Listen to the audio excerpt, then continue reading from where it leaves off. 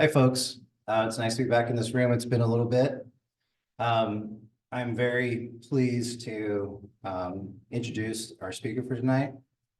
Before that, though, I want to just a little shout out to some of the current people in this room that have had a big role in this. Andrea, Annie, Linda, Claire, John, James, Georgia. So there's a number of people that are working on this project and have worked on it in the past.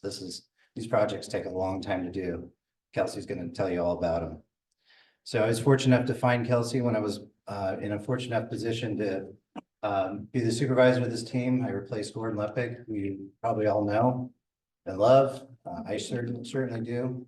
And we needed a plant ecologist, and we found one. So with that, let me go ahead and do this. Kelsey McDonald is an environmental scientist at the California Department of Fish and Wildlife based in Eureka. She has over 10 years of experience in environmental science and natural resource management with a focus on plant ecology and restoration on the north coast of California. She is a California Native Plant Society certified consulting botanist and a certified ecologist, ecological restoration practitioner.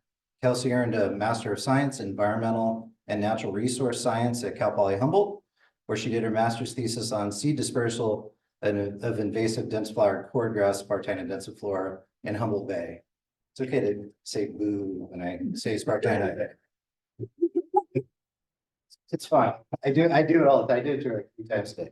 Anyways, more recently, she published in the Journal of Coastal Research, comparing the morphology of coastal dunes dominated by invasive European beachgrass, Ammophila arenaria, with restored dunes. Kelsey has also worked in botanical and biological consulting, where we stole her from, GIS and data management, and natural resource management planning. Kelsey is passionate about science-based conservation, restoration, and the recovery of threatened and endangered plant species.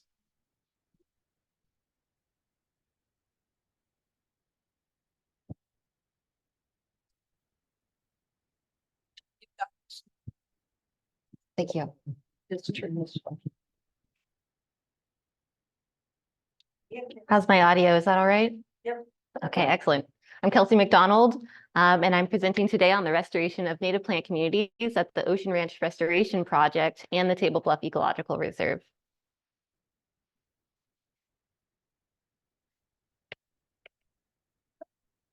Oh, it's Okay. All right, take two. It's a nice page.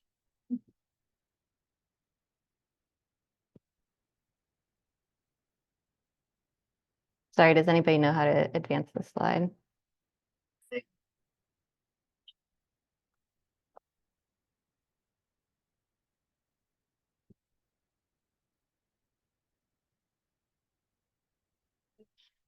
Okay, there we go.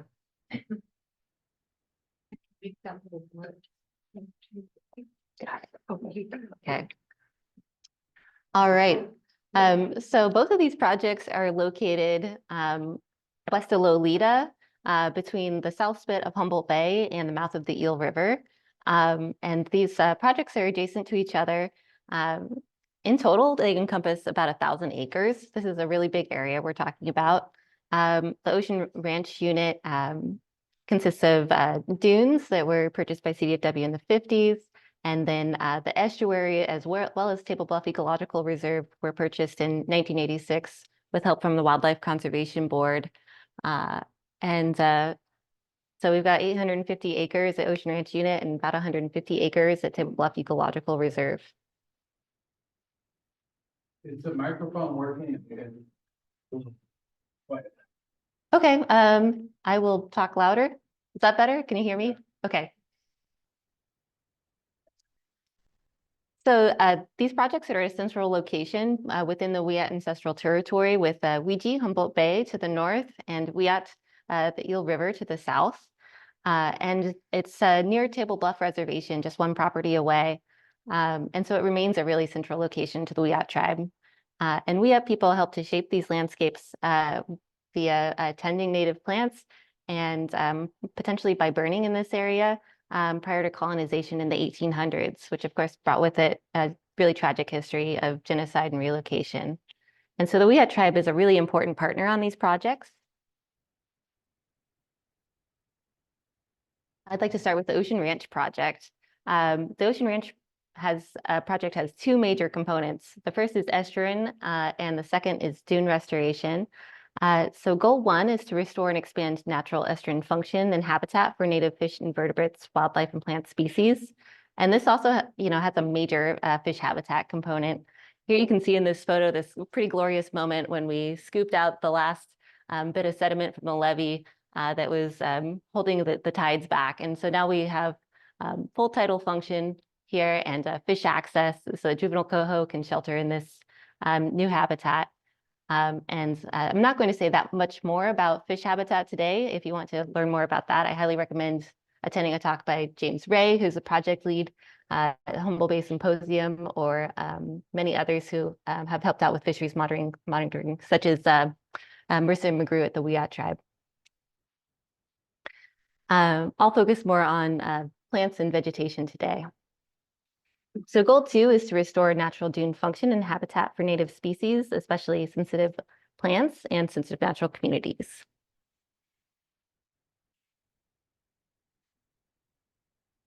So CDFW did a really massive vegetation mapping project prior to my being hired. Claire Golick and Linda Miller led that project, and it's a really awesome start to a restoration project to have everything mapped out.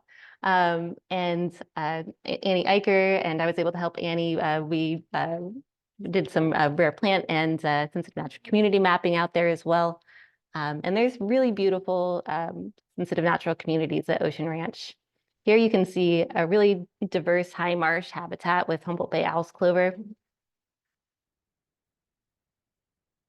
And this is in the Pickleweed Alliance, but you might be straining your eyes to the pickleweed. I went ahead and circled them here because as much as I looked for a photo where pickleweed was really strongly dominant, the really low marsh where pickleweed tends to be really highly dominant at Ocean Ranch has almost entirely been invaded by Spartina. So what we have left is this really special high marsh, which is fantastic. But it is unfortunate we are missing a lot of the native low marsh. We also have the Salt Marsh Bulrush Herbaceous Alliance sensitive natural communities in our brackish areas, especially where fresh water flows off of Table Bluff. And we've got Salt Rush Swales, which is a sensitive natural community. It's recently, I believe, been placed in the Carex of Nupa Enanthe Sarmentosa Scirpus Microcarpus Alliance, but still considered an S3 sensitive natural community. And this is in our high marsh areas. One of the most special things to me about Ocean Ranch is we've got this vast cross section of native ecotones where you can see it grades from salt marsh, we've got salt grass and grandelia, and it comes up into grasslands and rushes, and then up to upland coyote brush. And then it fades into dune mat as well. And so this is really important for wildlife, especially, they need places to have refuge from the tides, and animals like bees can nest in the uplands and then reach these foraging resources like the grandelia that you see here, where this bee is really filling up its pollen baskets.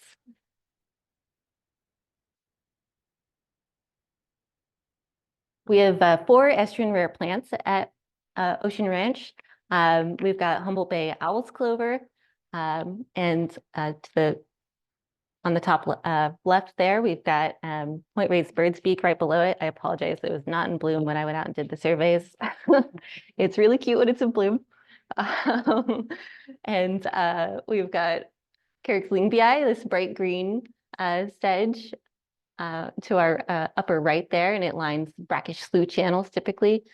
And we've got Angelica lucida, limited distribution plants that's pretty widespread in our upper marsh margins at Ocean Ranch. It's locally abundant, I would say, even though it's limited distribution and moderately threatened. Yeah, boo. So in contrast to that really beautiful, diverse high marsh, you can see what a highly invaded Spartina densiflora marsh looks like. It's low diversity, low native cover. And unfortunately, 300 acres of salt marsh has been invaded by dense flowered cordgrass to some degree at Ocean Ranch, with 193 acres of that in the medium to high density Spartina cover class. So we are committed to removing invasive Spartina, including by mechanical grinding with heavy equipment and herbicide application. Here's an example of the heavy equipment grinding treatment. This is 2 years after it's been implemented, and you can see some vegetation is recovering. It does churn up the soil a bit. Additionally, one exciting part of this project is high marsh creation. And you can see here in areas where we've done recontouring slough channels and lowering levees, we've beneficially reused that sediment to create high marsh habitat. So the sediment was deposited at high marsh level, more or less, and it is a blank slate. It looks like a moonscape here, but there's no Spartina in there yet. That is just oxidized sediment. It's redox.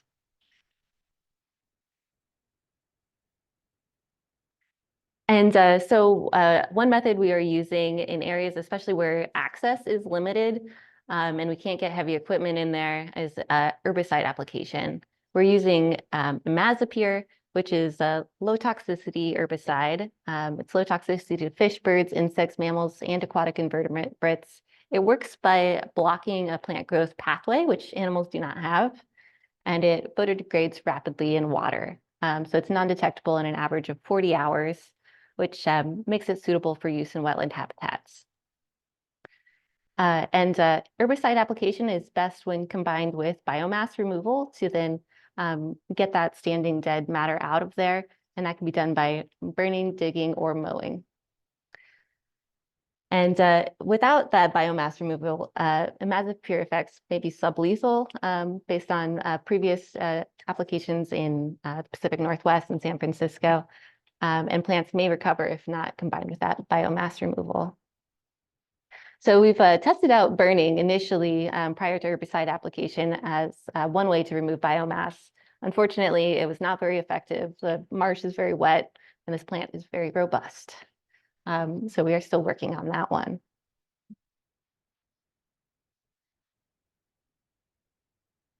So one important part of restoration planning and monitoring is defining your restoration success. This provides a compass that can guide you towards creating the habitat you would like to see based on a suitable reference site. So like you can see in the background of this photo, we've got this beautiful, incredibly diverse salt marsh with rare species. So we not just only want to remove Spartina, we want to also see this increase in native diversity and cover. And we want to see an increase in the range of these rare plants. So we are hoping to see each of those things. We will monitor annually for an increase in native cover, as well as reduction in dense flowered cordgrass cover and native richness. And ultimately, we'll do a mapping update to determine whether we have an increase in native habitat and a distribution of estuarine special status plants.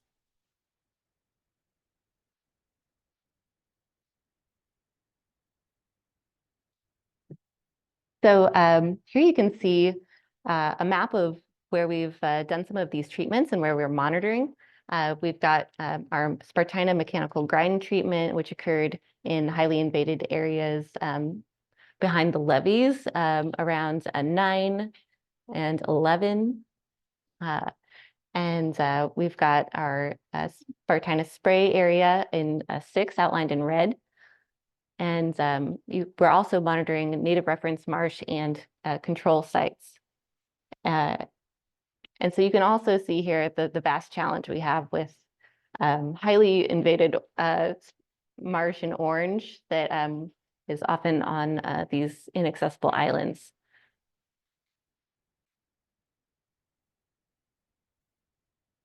It is a lot. So we're doing annual monitoring using 1 meter quadrats at randomly placed points within defined monitoring areas where we're collecting data on the percent cover of vegetation and the species composition. And we're using ArcGIS field maps and Survey 123 to collect data digitally on tablets, as you can see James doing here. And that's really great because it streamlines the process and you don't have to do data entry. So our Spartina cover data from 2023 showed that all the treatments had significantly lower Spartina cover than the untreated control. So that's great. They're intermediate at this point between the untreated area and the reference native condition. And you can also see that they did not all work equally. The mechanical treatment and high marsh creation appear to be more effective and have lower Spartina cover than the herbicide treatment after 1 year. What is creation? Well, that was depositing sediment at the level of high marsh to create high marsh habitat. So it's really the blank slate condition where we are, Moving the soil to that yep, move the direction. soil up to the right level. And so it's starting with almost no vegetation. Our native salt marsh data shows us that the mechanical treatment, which began the earliest in 2021, has shown a little bit of native plant recovery. We've got an increase in native cover in these areas, whereas the high marsh creation sites in yellow and the herbicide treatments in green, you can see they are still quite low and probably need more time to recruit more native vegetation.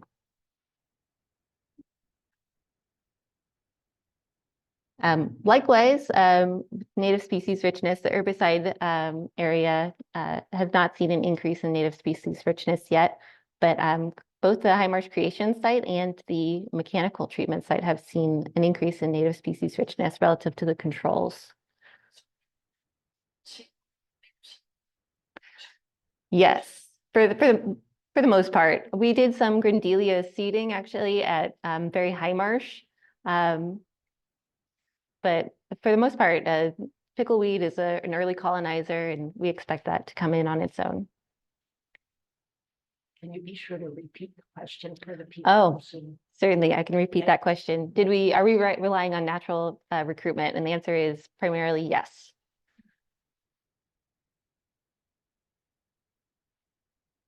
And so here we can see some photos of the project area. This is the herbicide application area, which 1 year after spraying was looking pretty dead. And you can see the gray on the left there is the area we sprayed. And by comparison, there's this lush, very alive Spartina right next to it, but it's in flower. And so this was looking pretty good. However, we were not able to mobilize biomass removal immediately, and we are worried that it could be greening back up again. So there's more work to be done here. Here we have our high marsh, pressing that twice. Here is our high marsh creation site, where you can see some vegetation coming in. And while we have some native vegetation establishing here, there's also a lot of Spartina coming in at the same time. So keeping up with the Spartina invasion here is going to be a major task and a critical component of our restoration moving forward.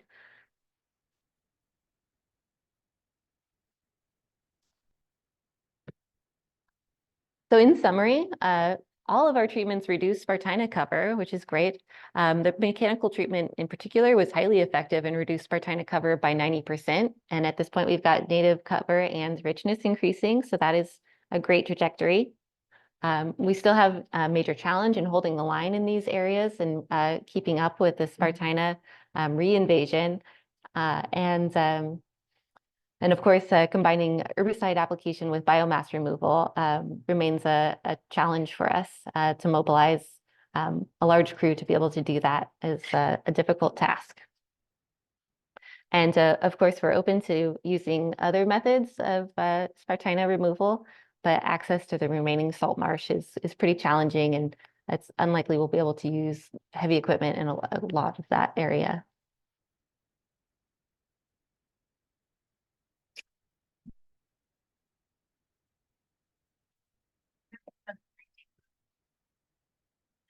It's a heavy equipment that was getting would you say, was it getting about a foot down? It's a pretty big till. James, do you know? I think it could be probably about 8 inches. 8 inches?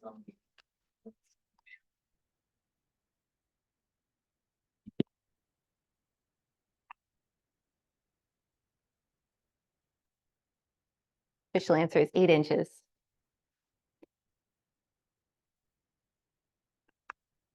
Yeah, mostly shallow. Does anybody know exactly on average how, Andrea?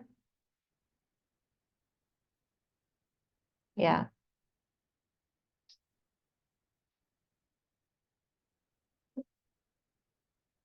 All right, so next I'd like to turn our attention to dune restoration at Ocean Ranch.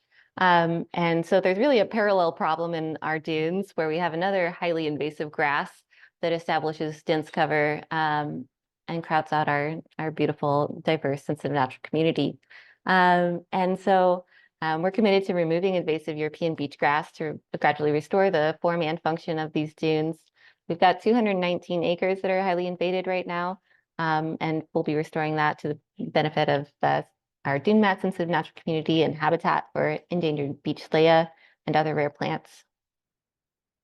Here you can see our highly diverse, gorgeous dune mat sensitive natural community right next to our Ammophila arenaria, the European beach grass in the background.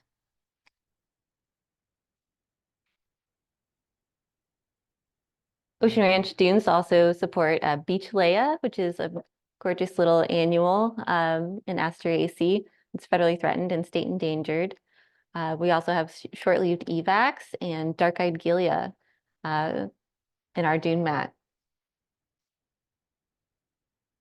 So in contrast to that really diverse, beautiful dune mat you saw, European beach grass, Ammophila arenaria, it grows really densely. And as you can see, there's really low diversity here and really low native cover. Yeah, boo. It creates this dense web of rhizomes and grows really densely. So it can hold a really steep angle, which really changes the form of the dunes. And so not only is that terrible for our native species, which are adapted to open sand and low nutrient environments with relatively low cover. So this is bad news for our native plants, and also it could be bad news for adaptation to sea level rise, because if these dunes are holding such a tall peak that sand's not able to deposit on the back dunes, they may not be able to shift as easily and move with sea level rise, which has really been laid out by Andrea Pickart and her colleagues.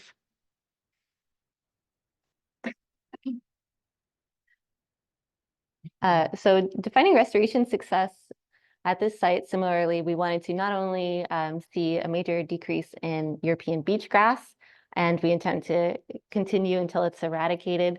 We also want to see an increase in percent cover of our dune mat associated native species, and an increase in native species richness. And we want to see an increase or at least maintain the density of beach leah. And hopefully we will see an increase in the distribution of these special sized plants and the acreage of native dune mat. Additionally, we're working on eradicating an early detection plant, capeweed, Arctotheca calendula, which has this yellow flower you see here. Yeah, if you see that one in the dunes, please pull it. Pull it and then call me.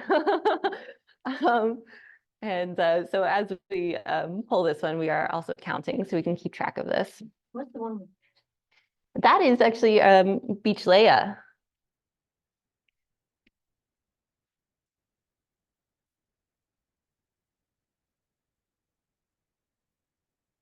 So here you can see our 4 conditions that we're monitoring.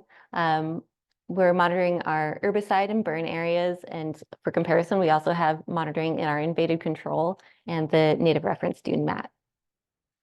And as you can see, luckily, European beach grass burns beautifully, much better than Spartina, which makes sense. It's an upland environment. And you can see in the Massapure photo here, it looks quite blue. That's because of blue dye that we put in there to see where we've sprayed.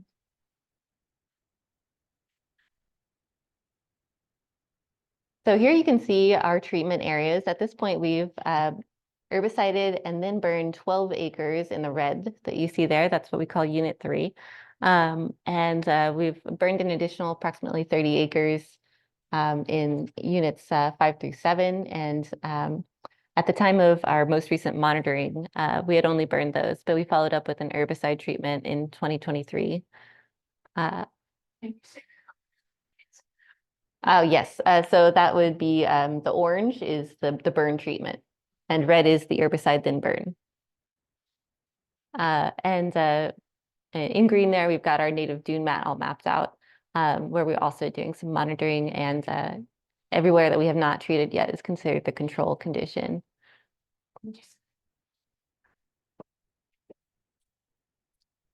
That's right. Yeah, and at this time we've only burned it. Well, sorry, at the time of monitoring, we had only burned it at this, but we've also applied herbicide in August.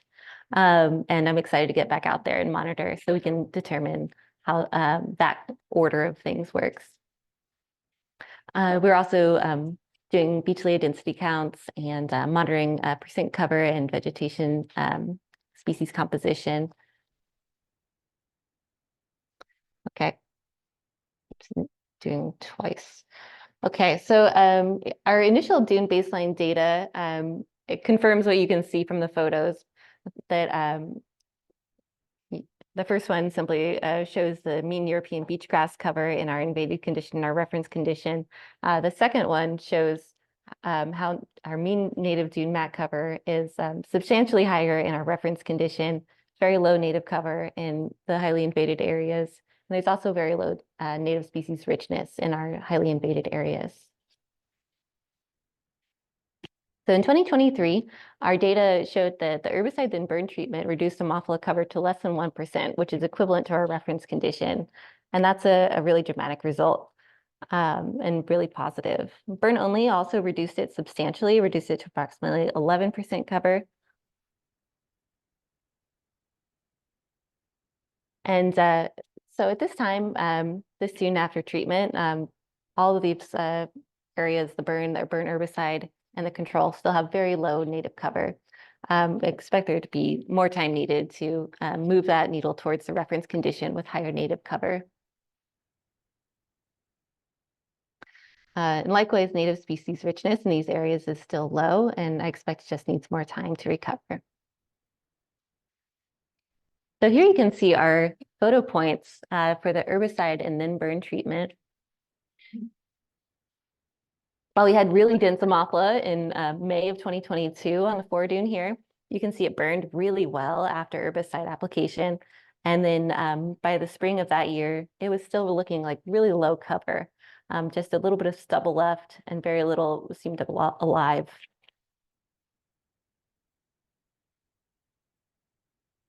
So here we have our burn and then herbicide treatment. In May of 2022, there was fairly high density of Ammophila.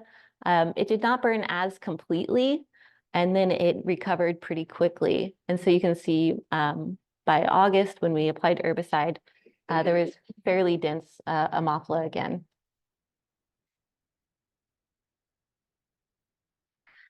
So in summary, the herbicide and then burn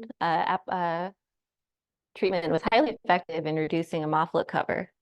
The burn only was less effective, but I'm excited to test out post-herbicide application, the order of burn and herbicide to determine which one is more effective.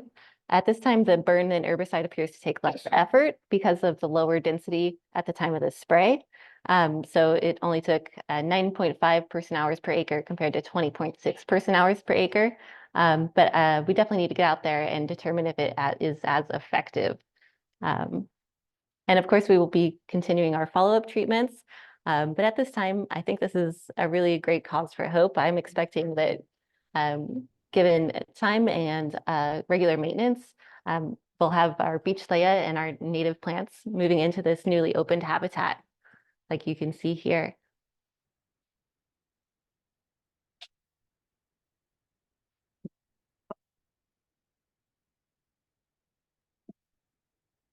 So next, last but not least, I'd like to turn our attention to the Table Bluff Ecological Reserve Coastal Prairie Restoration Project, where we are enhancing the endangered western lily population, restoring a mosaic of native coastal prairie, and enhancing plant populations of cultural significance to the Wiyot Tribe. Finally, we'd like to create and implement a science and traditional ecological knowledge-based long-term management plan and incorporate an educational public access component. Western lily is federally and state endangered, and it occurs along the coast between Table Bluff and Coos Bay, Oregon. It's typically associated with music to wet, early successional coastal prairie habitat and scrub habitat. And CDFW owns two of the largest population sites at Crescent City Marsh and the Table Bluff Ecological Reserve. So we take our role as a steward of this plant really seriously. Table Bluff has one of the largest populations at the southern extent of its range. And so unfortunately, it's threatened by Sitka spruce and brush encroachment. After really concerted management led by Dave Emper, the population was doing quite well in 2013, and some tree removal combined with grazing and brush removal brought the flowering population to greater than 1,000 reproductive plants. However, unfortunately, at this time, we're down to 10% of that with 98 reproductive in 2022. And so we think that a lack of management in the last 10 years has really dropped off that number. While we have 44% that are reproductive in open coastal prairie and 24% reproductive in scrub and edge habitat, in the spruce forest that had gotten really overgrown and had dense canopy, we only had 4% reproductive. Table Bluff also supports uncommon culturally significant plants, including small camas and California hazel, which you see here. These also occur in coastal prairie and early successional scrub habitats. So they co-occur with western lily and this really beautiful habitat that we have there. And so we'll be partnering with the Wiyot Tribe and contracting. We are partnering with the Wiyot Tribe and contracting with the Wiyot Native Plant Nursery to collect seeds and propagate culturally significant species on site. So forest and scrub habitats have encroached really substantially since the earliest mapping and imagery. I've got this map from 1894 in the background here, where Table Bluff is really depicted as just open prairie grassland. There's a really thin stippling depicting forest on the very edge of the bluff there. And if you look at this photo from 1948, there was much less forest and much younger forest and hardly any trees actually in areas where we have western lily today. And so on the other side, you can also see that this area has been extensively grazed and was previously tilled for agriculture. And so the coastal prairie habitat and western lily have really gotten squeezed between this extreme disturbance of tilling and really intensive grazing on one hand, and then a total lack of disturbance on the other, which has allowed Sitka spruce to encroach into this really nice soil. And so likely this coastal prairie habitat and perhaps western lily was more widespread in the past. And there must have been some disturbance regime that kept this early successional habitat in this area. Here we have a photo of the problem. This is western lily habitat that has gotten totally overgrown. The dense overhead canopy is blocking the sunlight, while invasive Himalayan blackberry and overhead shrubs were shading and outcompeting our native coastal prairie species. We have got these flags that mark where western lilies used to grow. And we hope that, these bulbs can remain dormant for quite a long time. And it's quite possible that having restored this area, these bulbs that are dormant below the ground can flourish once again. So the purpose of our project is to employ science-driven methods to restore native coastal prairie to benefit the federally and state endangered western lily and the overall ecological and cultural value of the reserve. We're hoping to use science to the best of our ability to recreate this gorgeous habitat that has remained as a remnant in these soils that have been preserved that support these beautiful culturally significant plants as well as Western lily. Step one was to open the canopy, which we largely completed in December 2023. We thinned out native Sitka spruce around Western lily. We followed a U.S. Fish and Wildlife Service analysis that optimized spruce removal to benefit Western lily. And you can see here, we used helicopters, which were able to really delicately pick up the trees and move them out of the Western lily habitat without disturbing the soil excessively. While we're at it, we also removed non-native trees, especially eucalyptus was a major concern for this area, was spreading really rapidly, and invasive shrubs. And while a lot of the trees went to the Wiyot Tribe for elders to use as firewood, and also some to the Bear River Band, over 100 trees went into the Ocean Ranch estuary to create habitat structures. And so here you can see we've got one tree down in the channel there, and this other one is going to be added to it to create more structural complexity. And this provides fish habitat, and it can also provide perches for birds. And it was a really exciting project to be a part of. And it's really great serendipity to be able to use this. What was basically a problem for Table Bluff became a solution for Ocean Ranch. Step two is to reinstate disturbance. We recently had goats into the exclosure.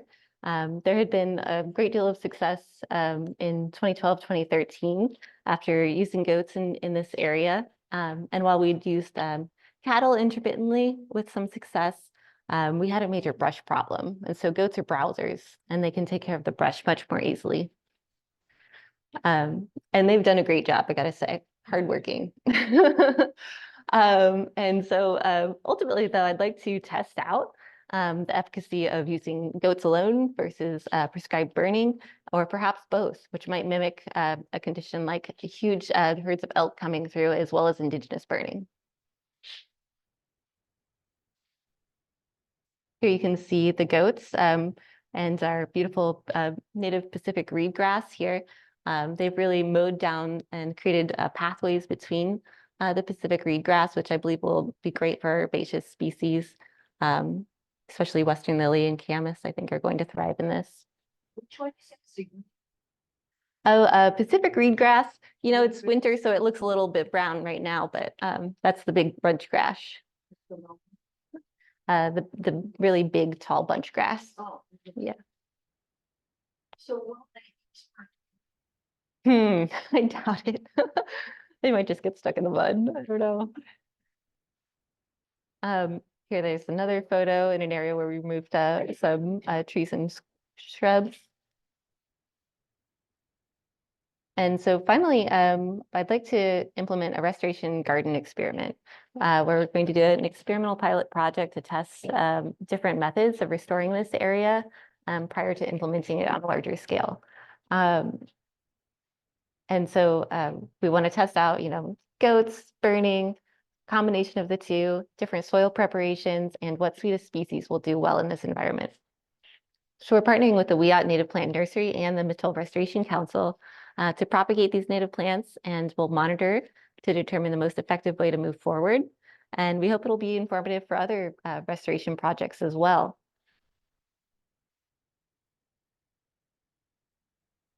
Ultimately, I'd like to take all this monitoring and put it into a long-term management plan so that we can move forward with the best available science that we've done under this project. And we'll implement the most effective disturbance regime, if practical, to maintain this early successional habitat. I'd like to supplement the previous Western lily propagation if suitable at that time, and update that long-term management plan and establish some walks with a small nature trail where I'm imagining some beautiful signage. We'll be partnering with the Wiyot Tribe to create interpretive signage that highlights the really important cultural plants and the ecological importance of this site as well.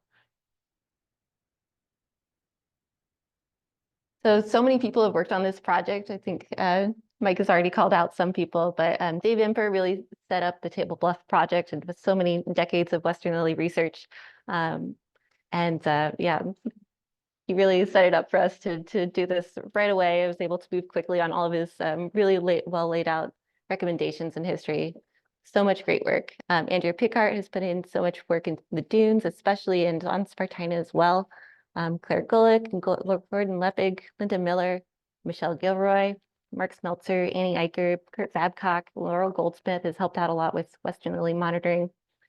And I want to thank our partners, the Wiyot Tribe, Ducks Unlimited, Mattole Restoration Council, U.S. Fish and Wildlife Service, NOAA, and CAL FIRE, as well as our funders, including the Wildlife Conservation Board and the Coastal Conservancy, and so many supporters, including California Native Plant Society, which wrote us a beautiful letter to get funding for Table Bluff, so greatly appreciated. And if you would like to come see these areas for yourself and would like to help out, please come out and volunteer on 3/16. Watershed Stewards is hosting an event where we'll be planting a cultural garden and also planting some Carex venupta, spruce sedge. I can take any questions at this time. You can also contact me or my supervisor, Mike, if you have further questions.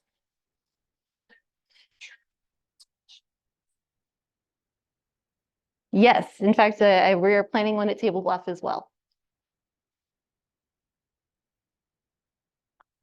For straws for places you can't reach, have you guys thought about using UAS to do chemical dispersant? We have watched some presentations and it's on the table. It's really interesting. We had no idea that technology existed until recently. So I'd love to talk to you afterwards if you know a lot about that.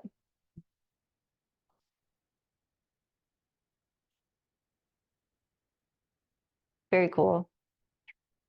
Yes. Oh, should I repeat that? Yeah. Okay. The question was, have we considered UAS, which is unmanned air? Oh, sorry, what does it stand for? System. But basically a drone to apply herbicides out at Ocean Ranch. And we've recently learned that is a possibility and it's fun with exploring, in my opinion.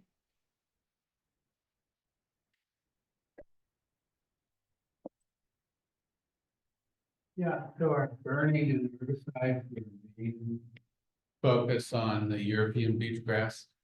Yes. And you say there's like 90% effectiveness. Does that mean dead, done, like you don't have to come back to that? We are coming back to it. So we've done one reapplication of herbicide at that area. It went much more efficiently the second time, where we were able to, finish 12 acres in a day, which is pretty efficient, and use much less herbicide. And I anticipate that if we keep having that level of drop off, we can easily switch to hand pulling soon. But that will be just something that'll be informed by the monitoring.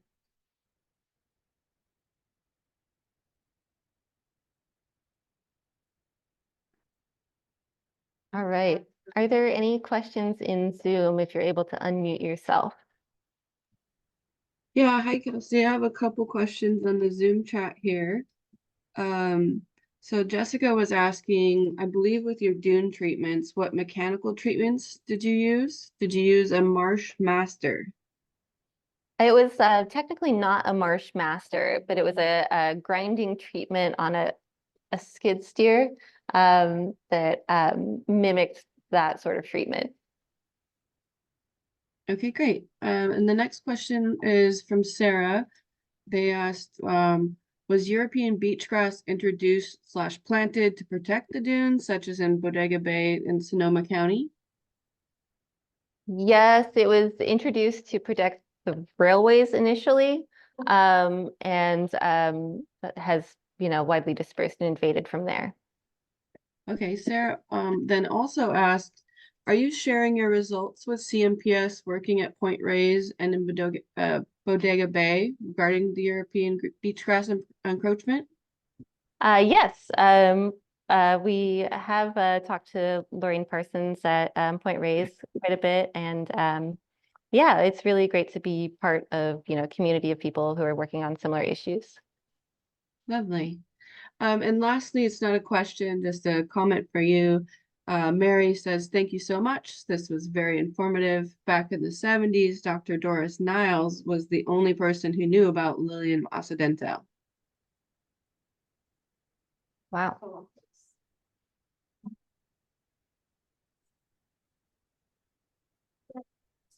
Mhm. I understood that the beach life has been downlisted. Is that being not threatened anymore? It was downlisted from, sorry, beach layer was downlisted from federally endangered to federally threatened, but it is still state endangered. So working for the state, I'm sticking with endangered.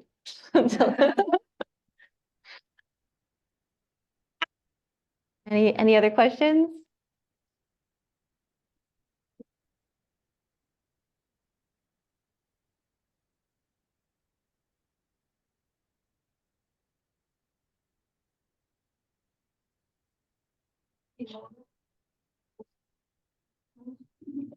Yeah. Barbara? How many more years in treatment are you gonna be doing, I think? Lot. Yeah. I mean, so, we can only get to, like 20 acres maybe at a time, right? So we've got, over 200 acres to treat. Oh, thanks. Good to see you.